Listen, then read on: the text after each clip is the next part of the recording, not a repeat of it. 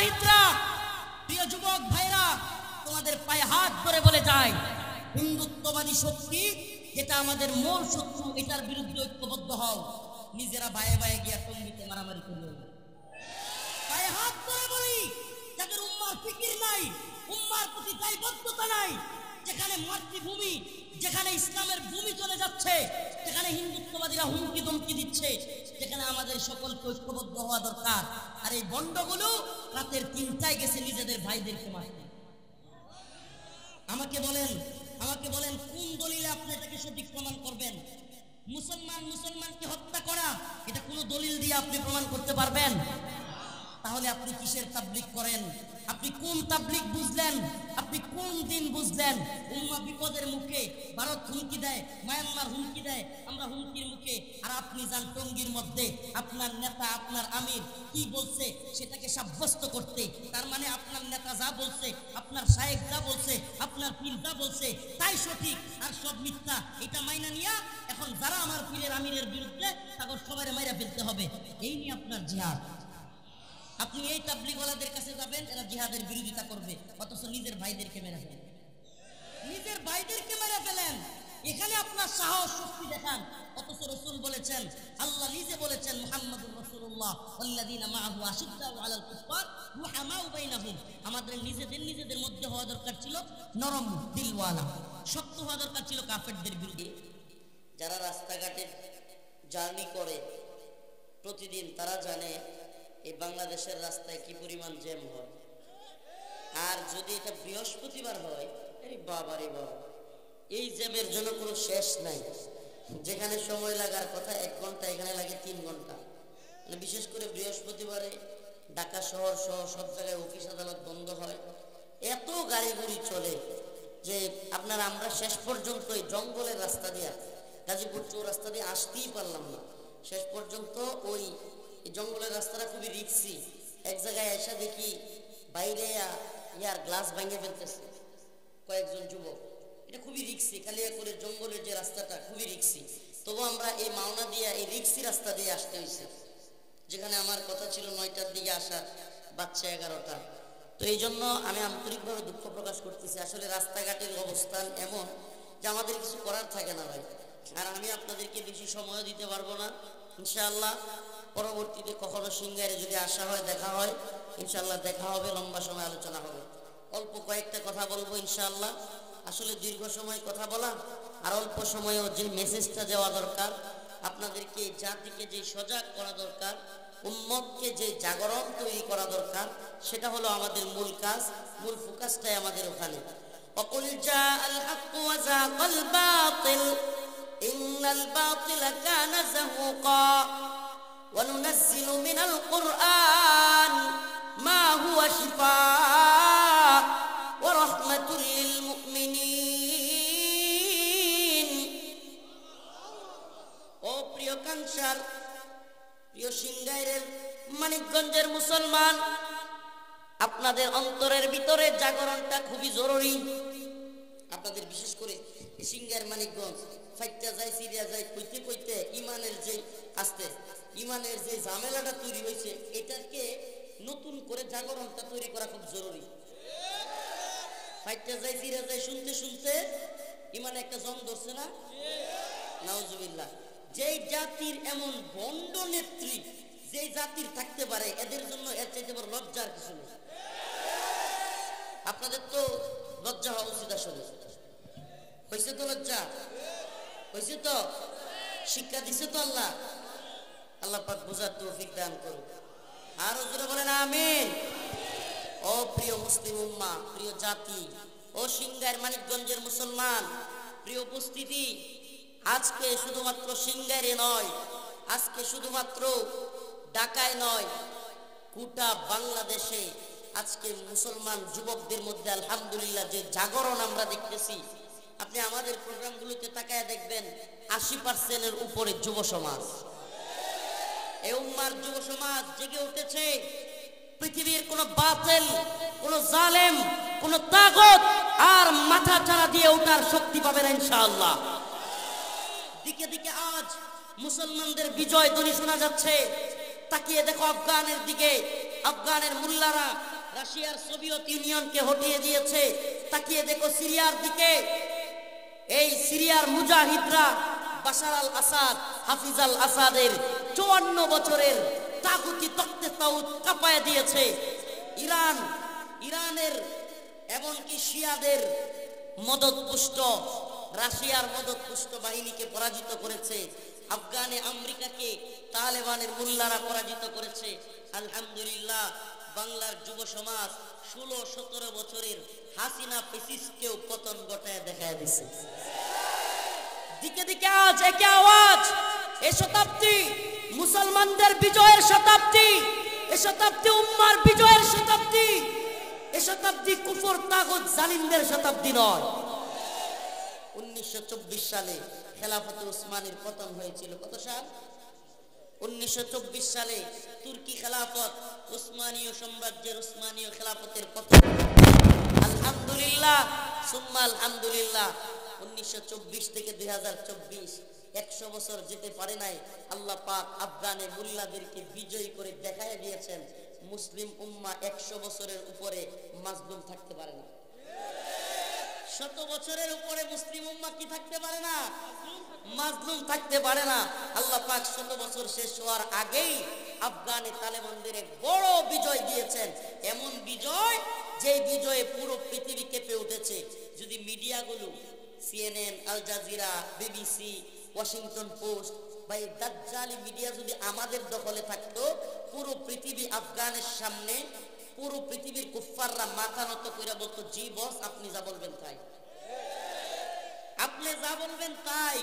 যেখানে রাশিয়ার সোভিয়েত ইউনিয়নের দম্ভ অহংকার চুরমার হয়েছে, যেখানে America, Britain, France, Germany, Nepal, Italy, Netherland, সমস্ত পশ্চিমা রাষ্ট্রগুলো, এমনকি তুরস্কের এই সমস্ত নেটো বাহিনী যেখানে আয়সা মাথা নত করতে বাধ্য হয়েছে, যে ভূখণ্ডে এসে, যে আফগানে এসে আফগানের মুল্লাদেরকে নতজানু করাইতে আয়সা নিজেরাই নতজানু হইয়া সাইরা দেমা কান্দাবাসী বাপ দেয় কেনাকে খত দিয়া বিদায় নিছে। সুবহানাল্লাহ ওয়া বিহামদিহি। তাহলে কি বোঝা যায়? এই উম্মার এই শতাব্দী বিজয়ের শতাব্দী। এই শতাব্দী কিসের শতাব্দী? এই শতাব্দী কাউকে নাকে খত দেওয়ার শতাব্দী না। এই শতাব্দী মার খাওয়ার শতাব্দী না। ইকাতিলুনা ফি সাবিলিল্লাহ ফায়াকতুলুনা ওয়া ইকতালুন ওয়াদান আলাইহি হাক্কা। এই শতাব্দীতে আল্লাহ বলেছেন, মায়ের যেমন খাওয়া সুন্নাত, দিনের জন্য মায়ের দেওয়াও সুন্নাত। এই খালি কি মায়ের খামু না মাঝে মাঝে দিমু? কাজী আছেন তো ইনশাআল্লাহ? ভারত আমাদেরকে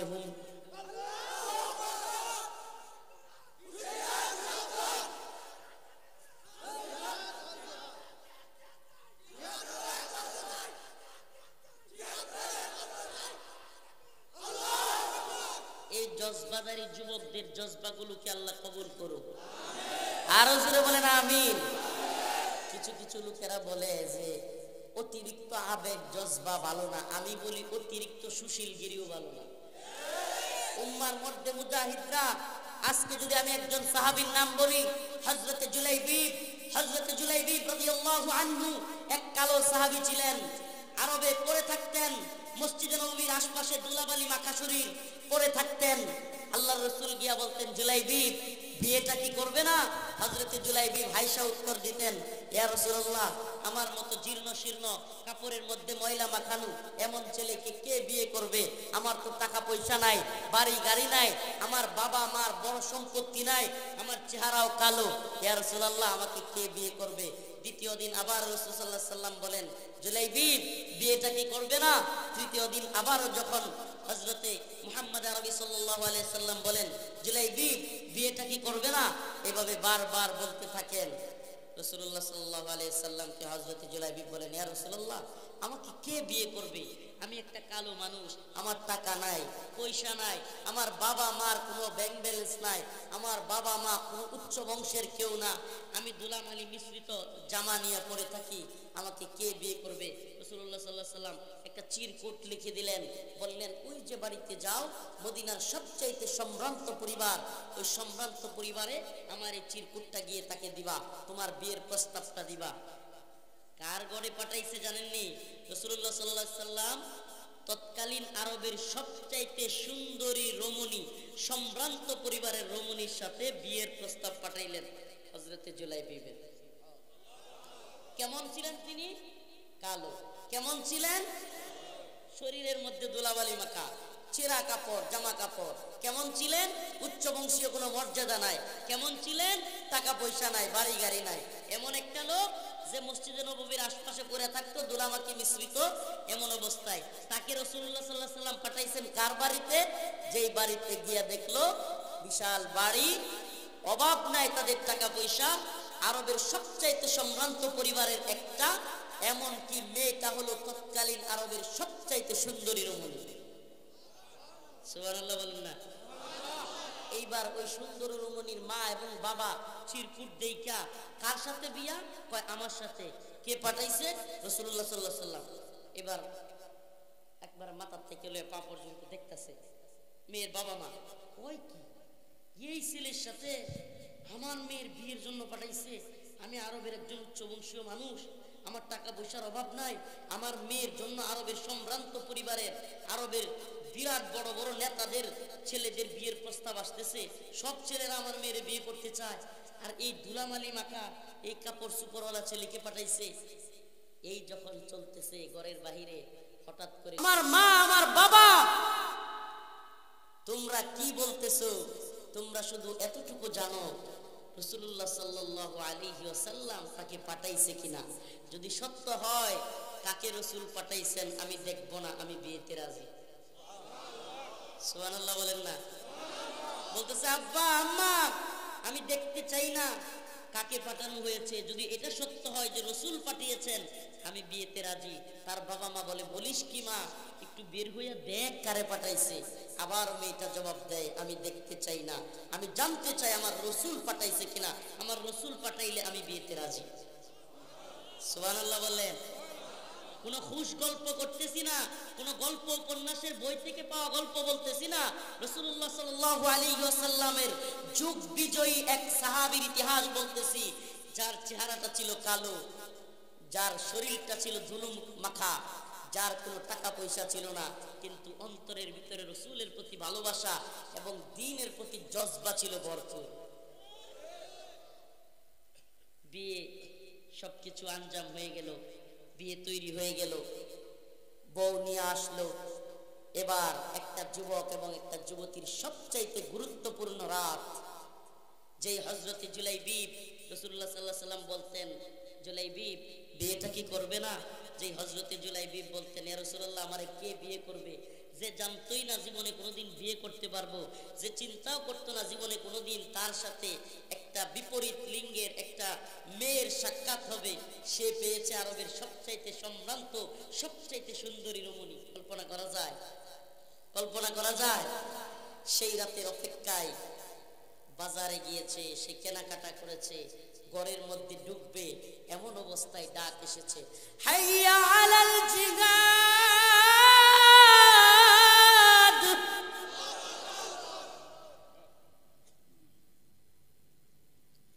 হাইয়া আলাল জিহাদ।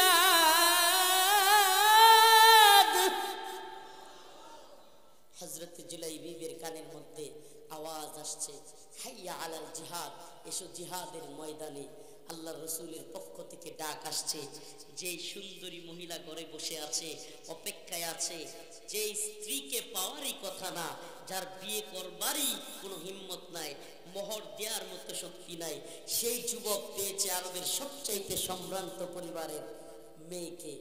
অথচ হাইয়া আলাল জিহাদ শুনে বউয়ের কাছে যাওয়া বাদ দিয়ে তরবারিটা নিয়ে দৌড় মারছে জিহাদের ময়দানে। সুবহানাল্লাহ ওয়া বিহামদিহি। কি ছিল রাসূলের প্রতি তাদের ভালোবাসা, কি ছিল তাদের আনুগত্য, কি ছিল তাদের দ্বীনের প্রতি ঈমানের প্রতি জজবা। এজন্য বলি মর্দে মুজাহিদ যুবক, ভারত তোমাকে ডাকছে, হিন্দুত্ববাদী শক্তি তোমাকে প্ল্যান করে ডাকছে, সে তোমার বোনকে দর্শন করবে, সে আমার তোমার মাকে দর্শন করবে। ও যুবক তুমি যদি এখনো সচেতন না হও, মায়ানমারের যুবকদের মতো মায়ের খেতে হবে, মায়ানমারের মেয়েদের মতো তোমাদের মেয়েদের ধর্ষিতা হতে হবে। ও প্রিয় বাবা, তোমার মেয়েকে তোমার বোনকে ধর্ষণ করবে হিন্দুত্ববাদী প্রশাসন। তুমি যদি বিশ্বাস না করো, একটু অনলাইনে কাশ্মীরের ইতিহাস খুলে দেখো। আমি রফিকুল ইসলাম মাদানির কারগুজারি নয়, বিবিসি, আল জাজিরা সহ বিশ্বের নামি দামি মিডিয়া এটা স্বীকৃতি দিয়েছে, তারা নিউজ করেছে। এক কাশ্মীরের মধ্যে ভারতীয় হিন্দুত্ববাদী সেনাবাহিনী 10,000, একটা দুইটা নয়, 100-200 নয়, 10,000 মা বোনকে ধর্ষণ করছে। কতগুলো? 1,000-2,000 না, 10,000। এমনও ঘটনা ঘটেছে ভারতের কাশ্মীরে বাসর রাত থেকে তুলে নিয়ে এসে মুসলিম মেয়েকে ধর্ষণ করেছে। এমনও ঘটনা ঘটেছে রাস্তা থেকে বিয়ে হয়েছে নতুন পুত্রবধূকে ধরে নিয়ে এসে হিন্দুত্ববাদী সন্ত্রাসীরা, গেরুয়া সন্ত্রাসীরা সংঘবদ্ধ ধর্ষণ করেছে। এমনকি শুধু দর্শন করে নাই, এদেরকে ধরে নিয়ে গেছে, আদালত এদেরকে ছেড়ে দিছে। এরপরে আদালত থেকে মুক্তি পাওয়ার পর আদালত চত্বরে তারা মিষ্টি বিতরণ পর্যন্ত করেছে। তবে কি মুসলিম যুবক, সিংগাইরের মানিকগঞ্জের যুবকেরা, তোমরাও কি সেই দিনগুলো দেখার অপেক্ষায় আছো? সেই দিনগুলোর অপেক্ষায়? ও মুসলিম যুবক, তোমরা যদি একটু সচেতন হও, দেখতে পাবে ভারতের সীমান্তে সেনাবাহিনী, বিএসএফ তাদেরকে বাড়িয়ে দেওয়া হচ্ছে। সীমান্তে, বাংলাদেশ সীমান্তে বিএসএফ সদস্য বাড়ানো হচ্ছে, অস্ত্র শস্ত্র বাড়ানো হচ্ছে।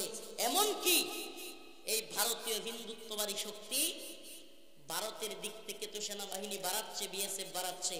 আমাদের কাছে নিউজ আছে, মায়ানমারে যে যুদ্ধ চলতেছে, আমরা যেটা শুনি জান্তার সাথে আরাকান আর্মির যুদ্ধ, সেখানে অলরেডি ভারতীয় গোয়েন্দা সংস্থার লোকেরা তাদের নিজস্ব সৈন্য ঢুকাইয়া দিয়া আরাকান আর্মি বইলা বাংলাদেশ সীমান্তে অবস্থান নিচ্ছে।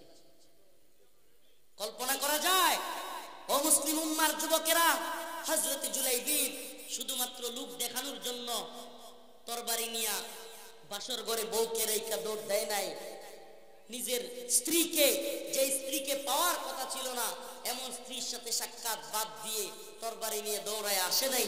হযরত জুলাইবিব রাদিয়াল্লাহু আনহু দৌড়ায় কাফেরদের ভিতরে কচুকাটা করতে করতে ঢুকে সেখানে শহীদ হয়ে গিয়েছে।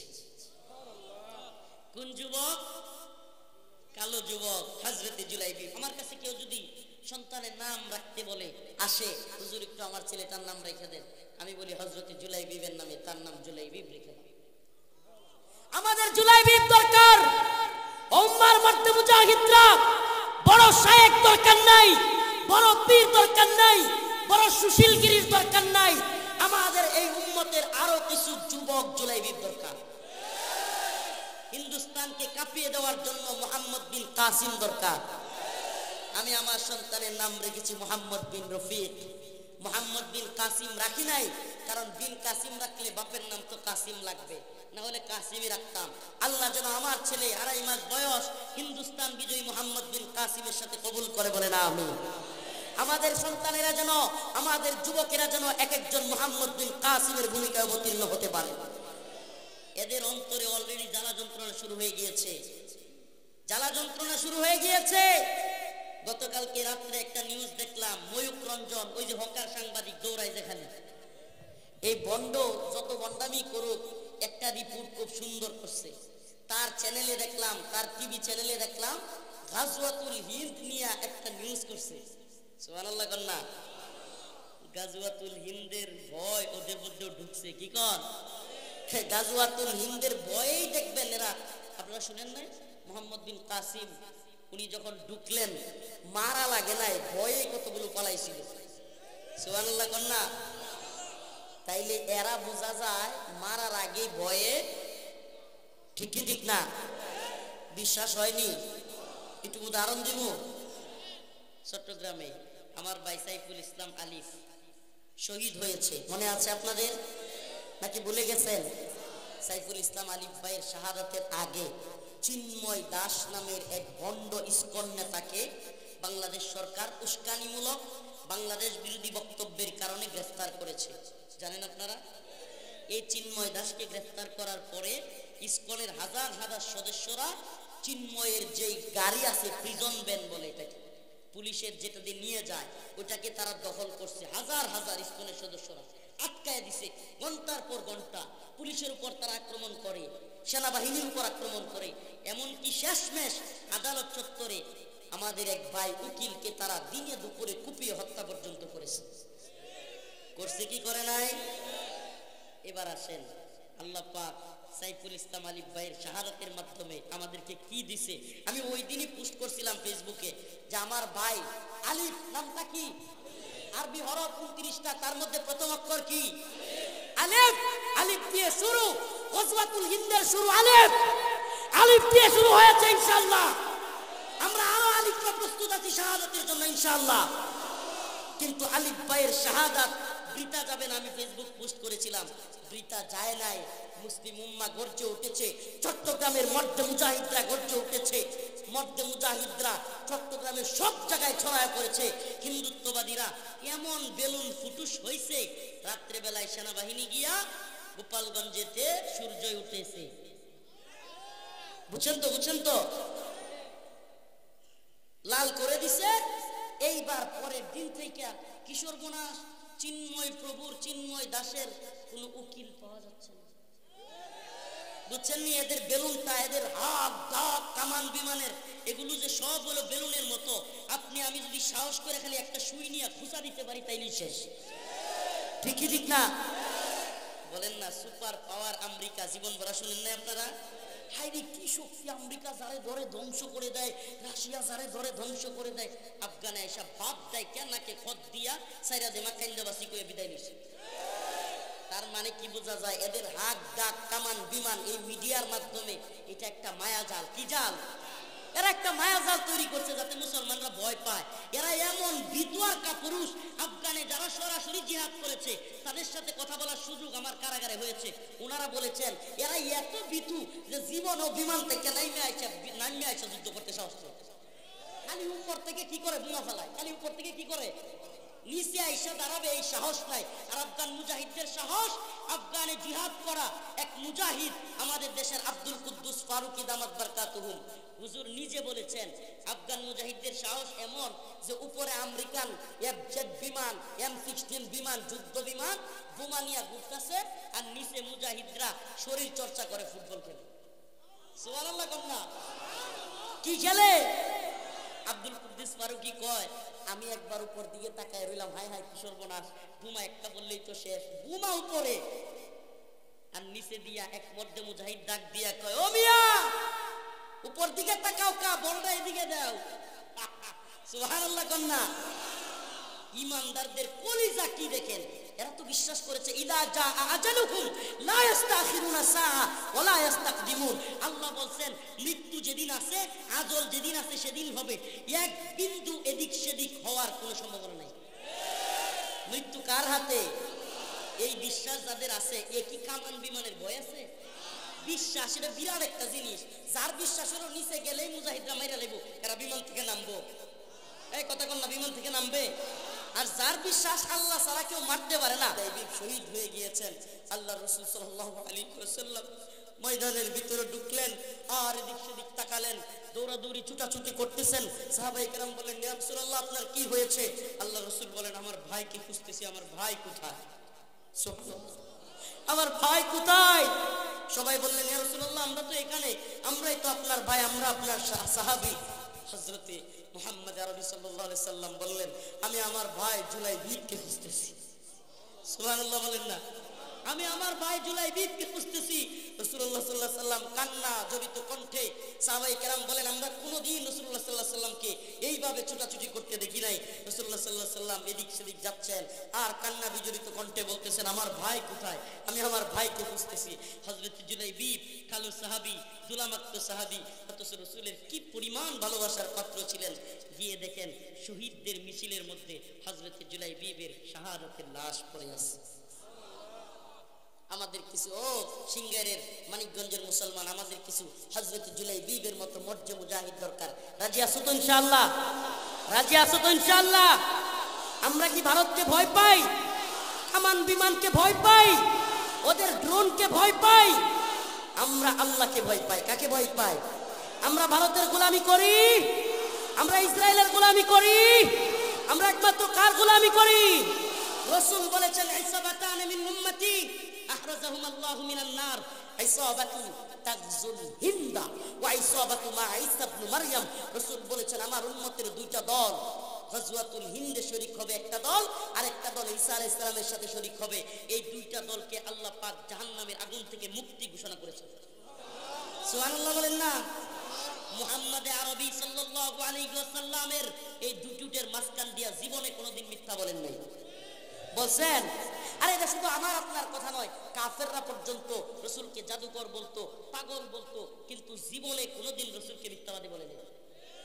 আল্লাহর রাসূল বলেছেন গাজওয়াতুল হিন্দ হবে হিন্দুত্ববাদী, ব্রাহ্মণ্যবাদী, তাগুতি শক্তির বিরুদ্ধে, ইসলাম বিরোধী এই অপতৎপরতাকারীদের বিরুদ্ধে, এই মোদি এবং আরএসএস ইসকন এই হিন্দুত্ববাদী, ব্রাহ্মণ্যবাদী, তাগুতি শক্তির বিরুদ্ধে এক বিশাল যুদ্ধ হবে।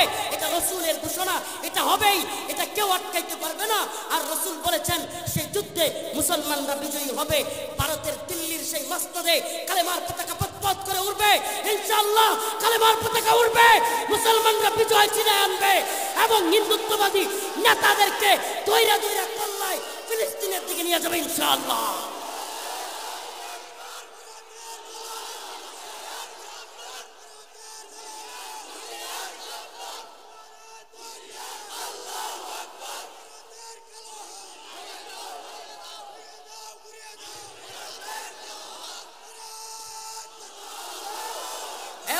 মুজাহিদরা, প্রিয় যুবক ভাইরা, তোমাদের পায়ে হাত ধরে বলে যায় হিন্দুত্ববাদী শক্তি যেটা আমাদের মূল শত্রু, এটার বিরুদ্ধে ঐক্যবদ্ধ হও।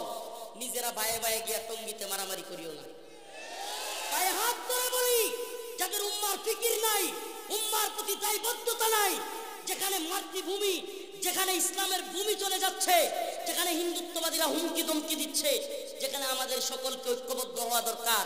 আর এই বন্ডগুলো রাতের 3টায় গেছে নিজেদের ভাইদেরকে মারতে। আমাকে বলেন কোন দলিলে আপনি এটাকে সঠিক প্রমাণ করবেন? মুসলমানকে হত্যা করা, এটা কোন দলিল দিয়ে আপনি প্রমাণ করতে পারবেন? তাহলে আপনি কিসের তাবলীগ করেন? আপনি কোন তাবলীগ বুঝলেন? আপনি কোন দিন বুঝলেন? উম্মাহ বিপদের মুখে, ভারত হুমকি দেয়, মায়ানমার হুমকি দেয়, আমরা হুমকির মুখে, আর আপনি যান টঙ্গীর মধ্যে আপনার নেতা, আপনার আমির কি বলছে সেটাকে সাব্যস্ত করতে। তার মানে আপনার নেতা যা বলছে, আপনার শায়েখ যা বলছে, আপনার পীর যা বলছে তাই সঠিক আর সব মিথ্যা, এটা মাইনা নিয়া এখন যারা আমার পীরের আমিরের বিরুদ্ধে তাদের সবাই মাইরা ফেলতে হবে, এই নিয়ে আপনার জিহাদ। আপনি এই তাবলীগওয়ালাদের কাছে যাবেন, এরা জিহাদের বিরোধিতা করবে, অথচ নিজের ভাইদেরকে মেরে ফেলেন, নিজের ভাইদেরকে মেরে ফেলেন। এখানে আপনার সাহস শক্তি দেখান, অথচ রাসূল বলেছেন, আল্লাহ নিজে বলেছেন মুহাম্মাদুর রাসূলুল্লাহ ওয়াল্লাযীনা মাআহু আশিদ্দাউ আলাল কুফফার রুহামাউ বাইনাহুম। আমাদের নিজেদের মধ্যে হওয়া দরকার ছিল নরম দিলওয়ালা, শক্ত হওয়া দরকার ছিল কাফেরদের বিরুদ্ধে। আল্লাহ পাক আমাদের সবাইকে বুঝার তৌফিক দান করুক। আল্লাহ পাক হিন্দুত্ববাদী ভারতের বিরুদ্ধে গজওয়াতুল হিন্দে আমাদেরকে শরীক হওয়ার তৌফিক দান করুক। যশোরে খেলনা পিস্তল দেখিয়া, খেলনা পিস্তল জামিয়া ইসলামিয়া যশোর মাদ্রাসায় খেলনা পিস্তল দেখিয়া ভারতের পাতলা পায়খানা ছুটে গেছে। মর্দে মুজাহিদরা যেদিন আসল জিনিসটা লবে তখন কি হবে? এখনই পাতলা পায়খানা যশোরের পোলা পান একটু দুইটা খেলনা পিস্তল নিয়া ওই হামাসের ভাইদের মতো একটা অভিনয় করছে আর কি। আবু উবাইদা হাফিজাহুল্লাহর দুই পাশে দুইটা ভলান্টিয়ার থাকে মুখ ঢাকা, ওই অভিনয়টা কাঠের পিস্তল নিয়ে একটু দেখাইছে, এতেই পাতলা পায়খানা ছুটে গেছে। উম্মার মুজাহিদরা, বাংলার দামাল ছেলেরা যেদিন, মুসলিমরা যেদিন সশস্ত্র ভাবে ভারতের বিরুদ্ধে আক্রমণ করবে, এই হিন্দুত্ববাদীরা যত বড়ই হোক, কামান বিমান থাক, দেখবেন সবগুলো ভয়েই কতবে হার্ট অ্যাটাক করবে। বিসমিল্লাহ, বিজয় মুসলমানদের হবে ইনশাআল্লাহ। নাসরুম মিনাল্লাহ ওয়া ফাতহুন করিব ওয়া বাশশিরিল মুমিনিন। সবার কাছে দোয়া চেয়ে বিদায় নিচ্ছি। দামরায় যেতে হবে কালামপুর, আমার জন্য খাস করে দোয়া করবেন। রাস্তায় যানজট থাকে, সব সময় নিরাপত্তার জন্য দোয়া করবেন, খাস করে দোয়া চাই। আসসালামু আলাইকুম ওয়া রাহমাতুল্লাহি ওয়া বারাকাতুহু।